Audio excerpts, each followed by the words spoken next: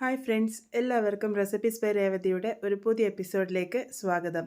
വളരെ എളുപ്പത്തിൽ തയ്യാറാക്കിയെടുക്കാൻ വേണ്ടി പറ്റുന്ന നല്ലൊരു 4 മണി പലഹാരത്തിൻ്റെ റെസിപ്പിയുമായിട്ടാണ് ഇന്ന് ഞാൻ വന്നിരിക്കുന്നത്.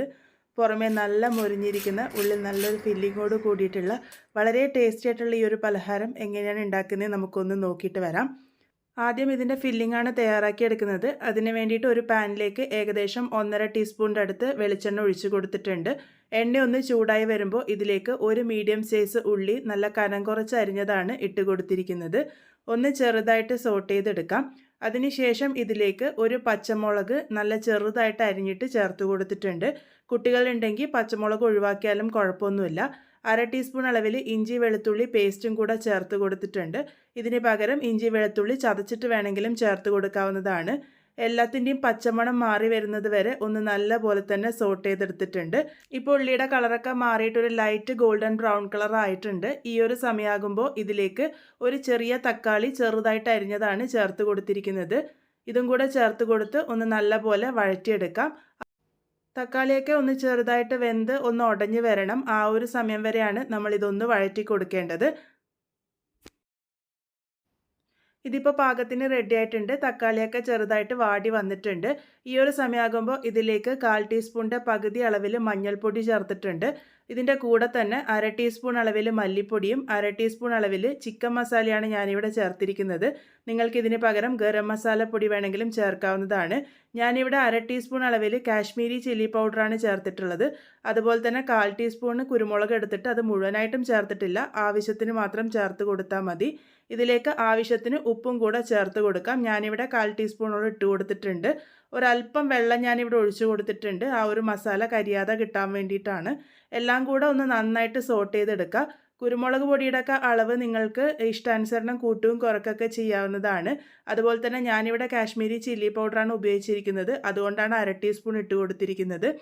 എല്ലാം കൂടെ ഞാനിപ്പോൾ ഇവിടെ നന്നായിട്ട് വഴറ്റിയെടുത്തിട്ടുണ്ട്. ഇനി ഇതിലേക്ക് ആവശ്യമായിട്ടുള്ളത് മുട്ടയുടെ മഞ്ഞയാണ്. അപ്പോൾ ഞാനിപ്പോൾ ഇവിടെ 4 മുട്ട ഒന്ന് പുഴുങ്ങിയെടുത്തിട്ടുണ്ട്. ഇതിൻ്റെ മഞ്ഞ മാത്രം ഒന്ന് നമുക്ക് മാറ്റിയെടുക്കാം. അപ്പോൾ മുട്ട മുഴുവനായിട്ട് മുറിക്കരുത്. ഇതുപോലെ ഒരു ഭാഗത്ത് ഒന്ന് ചെറുതായിട്ട് കട്ട് ചെയ്തതിന് ശേഷം അതിൻ്റെ ഉള്ളിലെ മഞ്ഞ ഒന്ന് എടുത്ത് മാറ്റിയാൽ മതി. അപ്പോൾ ആ ഒരു ഭാഗം ഒന്ന് മൊത്തത്തിൽ മുറിഞ്ഞു വരാണ്ടിരിക്കാൻ വേണ്ടിയിട്ട് ശ്രദ്ധിക്കണം. നമ്മൾ ഇതിലാണ് ബാക്കിയുള്ളത് സെറ്റ് ചെയ്യാൻ വേണ്ടി പോകുന്നത്. അപ്പോൾ അതാ ഞാനിപ്പോൾ മഞ്ഞയൊക്കെ മാറ്റിയെടുത്തിട്ടുണ്ട്. ഇത് കൈകൊണ്ട് പൊടിച്ചിട്ട് നമുക്ക് മസാലയിൽ ചേർത്ത് കൊടുക്കാം. ഈ ഒരു മഞ്ഞയും കൂടെ വരുമ്പോൾ നമ്മളുടെ മസാലയുടെ ടേസ്റ്റ് ഒന്നും കൂടെ കൂടും. മുട്ടയുടെ മഞ്ഞ ചേർത്തതിന് ശേഷം ഉപ്പ് ഒന്ന് ചെക്ക് ചെയ്തോളൂ. കാരണം ഉപ്പ് കുറഞ്ഞതായിട്ട് തോന്നുന്നുണ്ടെങ്കിൽ മാത്രം ആവശ്യത്തിന് ഉപ്പ് ചേർത്ത് കൊടുത്താൽ മതി. ഞാനിതിപ്പോൾ നല്ലപോലെ ഒന്ന് മിക്സ് ചെയ്തെടുക്കുന്നുണ്ട്. ആ ഒരു മസാലയായിട്ട് നന്നായിട്ട് യോജിച്ച് വന്നാൽ മാത്രം മതി. ഇതിപ്പോൾ പാകത്തിന് റെഡി ആയിട്ടുണ്ട്. ഇതിലേക്ക് ഏറ്റവും അവസാനമായിട്ട് കുറച്ച് മല്ലിയില ചെറുതായിട്ട് അരിഞ്ഞതും കൂടെ ചേർത്തിട്ടുണ്ട്. എല്ലാം കൂടെ നല്ലപോലെ യോജിപ്പിച്ച് കഴിഞ്ഞാൽ നമ്മളുടെ സ്റ്റഫിങ് ഇവിടെ റെഡി ആയിട്ടുണ്ട്. ഇത്രയേ ഉള്ളൂ. നല്ല ടേസ്റ്റി ആയിട്ടുള്ള ഒരു സ്റ്റഫിംഗ് ആണ്. ഇനി ഈ ഒരു പലഹാരത്തിന് ഒന്ന് കോട്ട് ചെയ്തെടുക്കാൻ വേണ്ടിയിട്ട് ഒരു കൂട്ടിൻ്റെ ആവശ്യമായിട്ടുണ്ട്. അതിന് വേണ്ടിയിട്ട് ഞാനിവിടെ 2 ടേബിൾ സ്പൂൺ അളവിൽ മൈദ ചേർത്തിട്ടുണ്ട്. ഇതിൻ്റെ കൂടെ തന്നെ 2 ടേബിൾ സ്പൂൺ അളവിൽ കോൺഫ്ലോറും കൂടെ ചേർത്തിട്ടുണ്ട്. കോൺഫ്ലോർ ഇല്ലാന്നുണ്ടെങ്കിൽ അരിപ്പൊടി ചേർത്താലും മതി. കോൺഫ്ലോർ ചേർക്കുമ്പോൾ നല്ലൊരു ക്രിസ്പിനെസ് കിട്ടും. അതിന് വേണ്ടിയിട്ടാണ് ചേർത്ത് കൊടുത്തിരിക്കുന്നത്. ഇതിലേക്ക് 1/4 ടീസ്പൂണിൻ്റെ പകുതി അളവിൽ ഉപ്പും അതേ അളവിൽ തന്നെ കുരുമുളക് പൊടിയും ചേർത്ത് കൊടുത്തിട്ടുണ്ട്. ഇനി ഇതൊരല്പം വെള്ളം ഒഴിച്ചിട്ട് കുറച്ച് ലിക്വിഡായിട്ടുള്ള കൂട്ടാണ് നമ്മൾ തയ്യാറാക്കി എടുക്കേണ്ടത്. ഇത് ഈ ഒരു രീതിക്ക് തയ്യാറാക്കാം. അല്ലാന്നുണ്ടെങ്കിൽ നിങ്ങൾക്ക് ഒരു മുട്ട ഒന്ന് പൊട്ടിച്ചിട്ട് ബീറ്റ് ചെയ്തെടുത്താലും മതി. അപ്പോൾ അതാ ഞാനിതിപ്പം നല്ല പോലെ തന്നെ ഒന്ന് കലക്കിയെടുത്തിട്ടുണ്ട്. ഈ ഒരു രീതിക്കാണ് നമ്മളുടെ കൂട്ട് വേണ്ടത്. ഒരുപാട് തിക്കാവേണ്ട ആവശ്യമില്ല. ഇനി നമ്മൾക്ക് ഈ ഒരു മുട്ട ഒന്ന് സെറ്റ് ചെയ്തെടുക്കാം. അതിന് വേണ്ടിയിട്ട് നമ്മൾ നേരത്തെ കട്ട് ചെയ്ത് വെച്ചിരിക്കുന്ന മുട്ടയുടെ വെള്ളയിലേക്ക് അതിൻ്റെ ഉൾഭാഗത്തേക്കായിട്ട് നമ്മൾ ആ ഒരു തയ്യാറാക്കി വെച്ചിരിക്കുന്ന സ്റ്റഫിങ് ഒന്ന് നല്ലപോലെ ഫില്ല് ചെയ്ത് കൊടുക്കുകയാണ് വേണ്ടത്. ആ ഒരു അടിഭാഗത്തുനിന്ന് മുറിഞ്ഞു പോവാതിരിക്കാൻ വേണ്ടിയിട്ട് മാത്രം ശ്രദ്ധിച്ചാൽ മതി. അപ്പോൾ അതാ ഈ ഒരു രീതിക്ക് ഞാനിവിടെ നല്ല പോലെ തന്നെ സ്റ്റഫിങ് ഉള്ളിലേക്ക് വെച്ച് കൊടുക്കുന്നുണ്ട്. അത്യാവശ്യം നന്നായിട്ട് തന്നെ വെച്ച് കൊടുത്തോളൂ. ആ ഒരു മുട്ട കഴിക്കുമ്പം ആ ഒരു സ്റ്റഫിങ്ങും കൂടെ വരുമ്പോഴാണ് ഈ ഒരു പലഹാരത്തിന് നല്ലൊരു രുചി കിട്ടുന്നത്. ഈ ഒരു രീതിക്ക് ഞാനിപ്പോൾ മുട്ട സെറ്റ് ചെയ്തെടുത്തിട്ടുണ്ട്. ഇതേപോലെ തന്നെ നമുക്ക് ബാക്കിയുള്ള മുട്ടകളും എല്ലാം സെറ്റ് ചെയ്തെടുക്കാം. ഇനി ഇതൊന്ന് കവർ ചെയ്തെടുക്കാനാണ് പോകുന്നത്. അതിന് വേണ്ടിയിട്ട് നേരത്തെ നമ്മൾ മൈദക്കൂട്ട് തയ്യാറാക്കിയത് ഞാൻ ഒന്ന് ഇളക്കി യോജിപ്പിച്ചിട്ടുണ്ട്. ആ ഒരു മൈദ ചിലപ്പോൾ അടിയിൽ ഊറിക്കൂടാനുള്ള സാധ്യതയുണ്ട്. അതിനുശേഷം നമ്മൾ തയ്യാറാക്കി വെച്ചിരിക്കുന്ന മുട്ട അതിലേക്ക് നല്ലപോലെ മുക്കിയെടുക്കുക. എന്നിട്ട് ബ്രെഡ് ക്രംസിൽ കോട്ട് ചെയ്തെടുക്കുകയാണ് ചെയ്തിരിക്കുന്നത്. ഞാനിപ്പോൾ ഇവിടെ ഡബിൾ ലെയർ ആയിട്ടാണ് ചെയ്തിരിക്കുന്നത്. ബ്രെഡ് ക്രംസിൽ ഒന്ന് കോട്ട് ചെയ്തതിന് ശേഷം വീണ്ടും മൈദയുടെ കൂട്ടിൽ മുക്കിയിട്ട് ഒന്നും കൂടെ ബ്രെഡ് ക്രംസിൽ കോട്ട് ചെയ്തെടുത്തിട്ടുണ്ട്. ഇതേപോലെ തന്നെ ഞാൻ ബാക്കിയുള്ളതൊക്കെ റെഡിയാക്കി വെച്ചിട്ടുണ്ട്. ഇനി ഇത് ഡീപ് ഫ്രൈ ചെയ്തെടുക്കാനാണ് പോകുന്നത്. അതിന് വേണ്ടിയിട്ട് കുറച്ച് ഓയിൽ നേരത്തെ ചൂടാക്കാൻ വേണ്ടി വെച്ചിരുന്നു. ഓയിൽ നല്ലപോലെ ചൂടായതിന് ശേഷം ഇതിലേക്ക് ഓരോന്നായിട്ട് ഇട്ട് കൊടുക്കാം.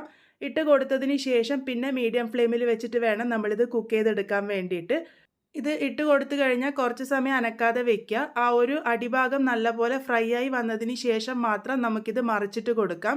ഇതിപ്പോൾ ഒരു ഭാഗം നന്നായിട്ട് ഫ്രൈ ആയിട്ട് വന്നിട്ടുണ്ട്. അതിന് ശേഷം നമുക്കിതൊന്ന് മറിച്ചിട്ട് കൊടുക്കാം.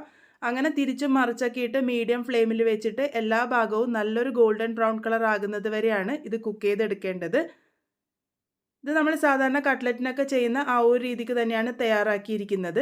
അപ്പോൾ ഇതിപ്പോൾ പാകത്തിന് റെഡി ആയിട്ടുണ്ട്. എല്ലാ ഭാഗവും നല്ലൊരു ബ്രൗൺ കളർ ആയിട്ടുണ്ട്.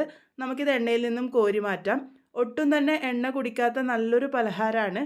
മുട്ടയും കുറച്ച് ചേരുവകളും ഉപയോഗിച്ച് വളരെ എളുപ്പത്തിൽ തയ്യാറാക്കിയിരിക്കുന്ന നമ്മളുടെ 4 മണി പലഹാരം ഇവിടെ റെഡി ആയിട്ടുണ്ട്. പുറമേ നല്ല മൊരിഞ്ഞിരിക്കുന്ന ഉള്ളിൽ ഒരു നല്ല ഫില്ലിങ്ങോട് കൂടിയിട്ടുള്ള ഈ ഒരു പലഹാരം നിങ്ങൾക്ക് എന്തായാലും ഇഷ്ടമാകും. അപ്പോൾ എല്ലാവരും ട്രൈ ചെയ്ത് നോക്കുക. ട്രൈ ചെയ്തതിന് ശേഷം ഫീഡ്ബാക്സ് ഒക്കെ പറയാൻ വേണ്ടി മറക്കരുത്. അതുപോലെ തന്നെ എന്തെങ്കിലും സംശയങ്ങളൊക്കെ ഉണ്ടെങ്കിൽ അതും കമൻറ്റ് ബോക്സിൽ അറിയിക്കാവുന്നതാണ്. ഞാൻ മാക്സിമം റിപ്ലൈ ചെയ്യാറുണ്ട്. വീണ്ടും ഒരു നല്ല റെസിപ്പിയുമായി വളരെ പെട്ടെന്ന് തന്നെ കാണാം.